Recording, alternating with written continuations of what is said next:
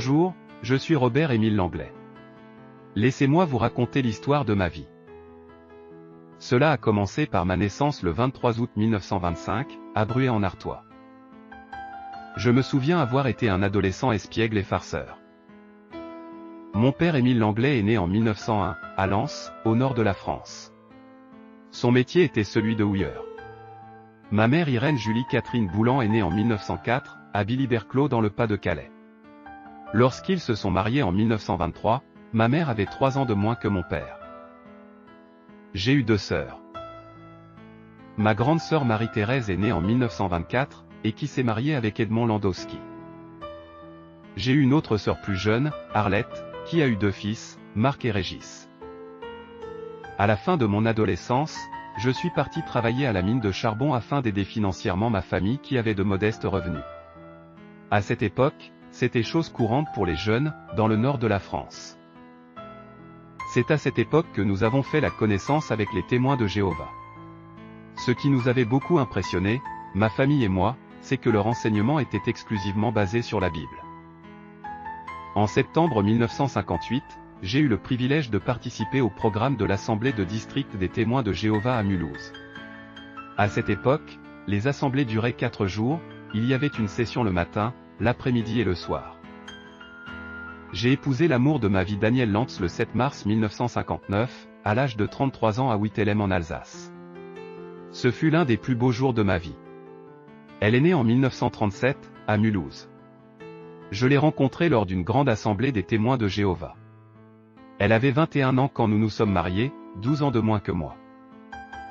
Nous avons vécu en Algérie où nous étions pionniers spéciaux témoins de Jéhovah, ce qui voulait dire que nous prêchions à temps plein. Nous nous sommes séparés en 1979 et avons divorcé en 2010, à l'âge de 84 ans. Nous avons eu 3 enfants. Notre fille aînée Magali est née en 1961 à Avion, quand j'avais 35 ans. Elle a eu 2 hommes dans sa vie, Yacine et plus tard Yves Castin, mais elle ne s'est jamais mariée. Notre fils Pascal est né en 1962 à Mulhouse. Il s'est marié à Anne-Marie Maturana en 1983, à Mulhouse. Nous avons eu une autre fille, Danielle qui est décédée à l'âge de 6 mois suite à une maladie. Nous avons vécu de longues années au Maroc, plus précisément à Berchid puis à Casablanca, au 33 rue Baudin qui est aujourd'hui abandonné. Nous y avons passé d'agréables moments, je me rappelle de ces repas en famille, ici avec Magali, ma belle-mère Germaine et ma belle-sœur Edith qui, comme moi, travaillaient aussi chez Desforges en tant que secrétaire. Elle venait régulièrement manger à la maison. Nous mangions beaucoup de crudités et des grillades.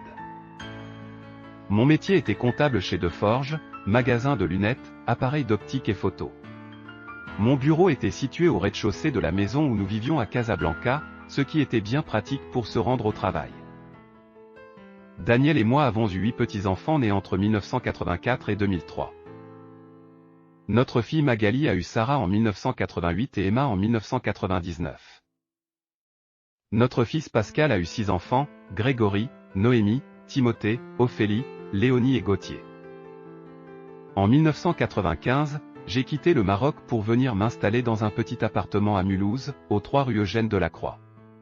Cet appartement appartenait aux beaux-parents de mon fils Pascal, Élie et Ginette Maturana, qui se sont beaucoup occupés de moi durant les dernières années de ma vie. J'ai également eu la joie de connaître mon arrière-petite-fille Lily Rose, fille de Noémie, qui est née en 2011 alors que j'avais 86 ans. Une vie remplie de souvenirs jusqu'au jour de mon décès survenu le 16 mars 2016 à l'âge de 91 ans. J'espère que vous avez trouvé mon histoire fascinante. Au revoir, affectueusement.